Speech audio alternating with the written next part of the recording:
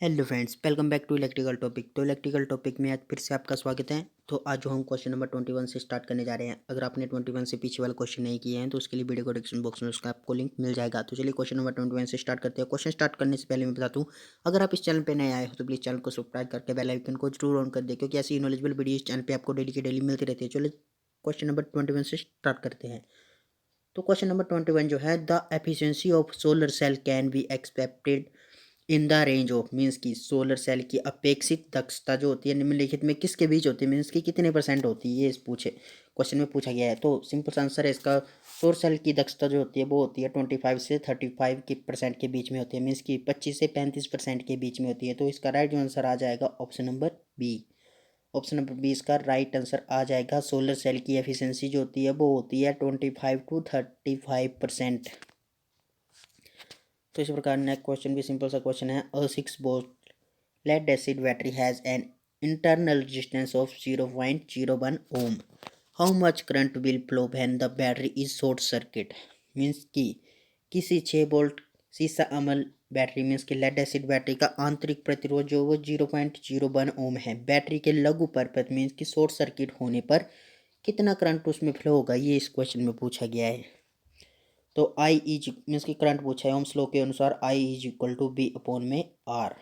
तो इसमें वोल्ट जो सिंपल से दिए हुआ है 6 वोल्ट, और रजिस्टेंस जो दो प्रकार का दिया है, इंटरनल रजिस्टेंस और बैटरी इंटरनल रजिस्टेंस दिया है, और एक्सटर्नल रजिस्टेंस जो है वो शॉर्ट सर्किट होने में पूछा है। शॉर्ट सर्किट तो मैं बता दूं, इंटरनल रजिस्टेंस को मान लेते हैं हम स्मॉल ओर से, और प्लस एक्सटर्नल रजिस्टेंस को मान लेते हैं हम बड़े आर से। तो जब शॉर्ट सर्किट होने की दिशा में रजिस्टेंस जो वह शून्य हो जाएगा, क्योंकि शॉर्ट सर्किट होने की दिशा में जो रजिस्टेंस जो शून्य हो जाएगा, जिसकी वजह से जो करंट जो है वो इन्फिनिटी मीन्स की अनलिमिटेड जो वो फ्लो करता है उसमें, मीन्स की रजिस्टेंस जीरो होगा। तो इसका जो राइट आंसर जो आएगा मीन्स की आर प्लस आर मीन्स की जीरो हो जाएगा, और आर है 0.01। तो वोल्टेज जो है 6/0.01, और सोल्व करने के बाद जो आएगा 600 एम्पेयर, मीन्स की ऑप्शन नंबर डी इसका राइट आंसर आ जाएगा।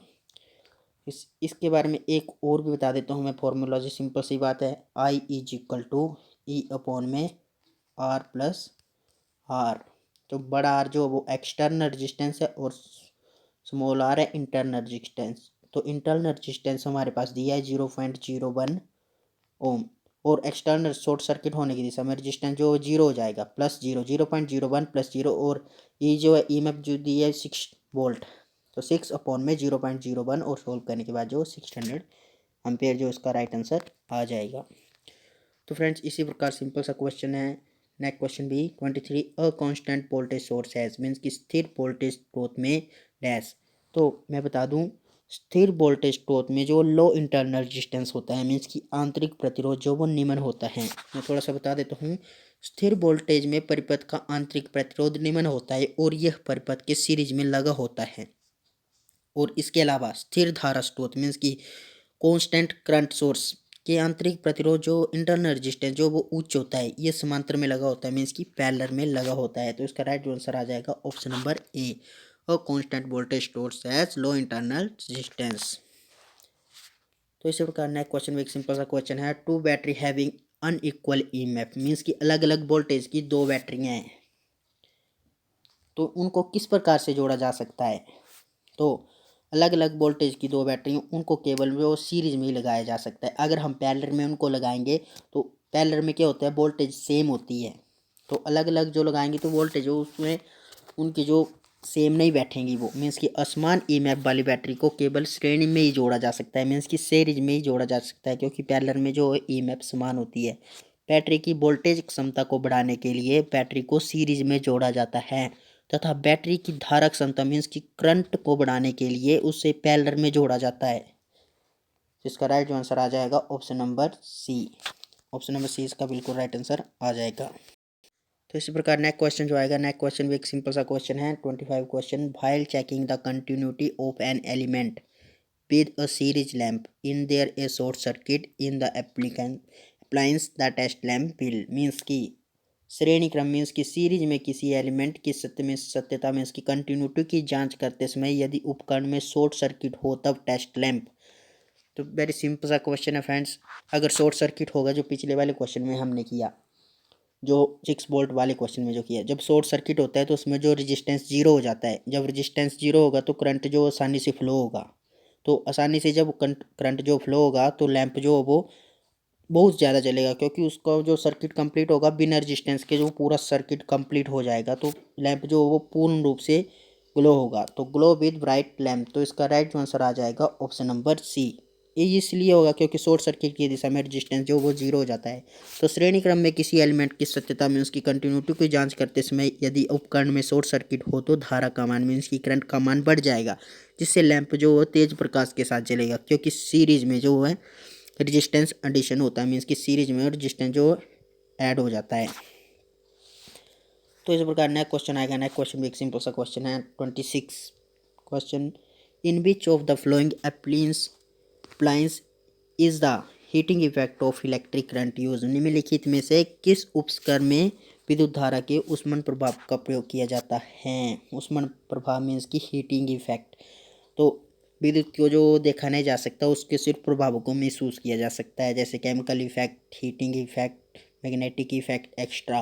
तो इसमें पूछा गया है किसको, मीन्स की ऊष्मा प्रभाव मीन्स की हीटिंग इफेक्ट। तो मैं बता दूं, इलेक्ट्रिक मोटर जो वो इंडक्शन मीन्स की मैग्नेटिक इफेक्ट के सिद्धांत पर कार्य करते हैं, और ट्रांसफार्मर भी मैग्नेटिक इफेक्ट पे सिद्धांत पर कार्य करता है, और जनरेटर भी मैग्नेटिक इफेक्ट के सिद्धांत पर कार्य करता है। तो इसमें अलग जो है ऑप्शन नंबर सी, बिजली की फर्नेस मीन्स की इलेक्ट्रिक फर्नेस जो वो हीटिंग इफेक्ट के ऊपर कार्य करता है। तो इसका राइट जो आंसर आ जाएगा ऑप्शन नंबर सी। तो इस प्रकार नेक्स्ट क्वेश्चन जो आएगा, load cell are used for the measurement of means की लोड सेल का प्रयोग डैश के मापने हेतु किया जाता है। तो वेरी सिंपल सा क्वेश्चन है। लोड के सेल का प्रयोग जो वजन के मापन हेतु किया जाता है, ऑप्शन नंबर ए।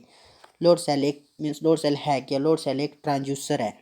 ट्रांसड्यूसर का प्रयोग जो विद्युत सिग्नलों को उत्पन्न करने के लिए किया जाता है, मीन्स की जो विद्युत सिग्नल को जो उत्पन्न करते हैं उनके लिए ट्रांसड्यूसर का जो प्रयोग किया जाता है, और ट्रांसड्यूसर को ही लोड सेल कहा जाता है, जिसका परिणाम जो मापित बल के समानुपाती मीन्स की डायरेक्टली प्रोपोर्शनल होता है। तो ऑप्शन नंबर ए इसका राइट आंसर आ जाएगा। तो इसी प्रकार नेक्स्ट क्वेश्चन भी वेरी सिंपल सा क्वेश्चन है। The voltage applied by one cell of the lead acid battery is approximately means की लेड एसिड बैटरी के एक सेल द्वारा सप्लाई की गई वोल्टेज लगभग होती है। तो इसकी जो वोल्टेज होती है वो होती है 2 वोल्ट। याद रखना है 2 वोल्ट मीन्स की लेड एसिड बैटरी की एक सेल द्वारा सप्लाई की गई वोल्टेज लगभग 2 वोल्ट होती है, तथा लेड एसिड बैटरी को 1.8 वोल्ट के नीचे जो विसर्जित नहीं करना चाहिए, मीन्स की 1.8 वोल्ट से नीचे जो डिस्चार्ज हो नहीं करना चाहिए।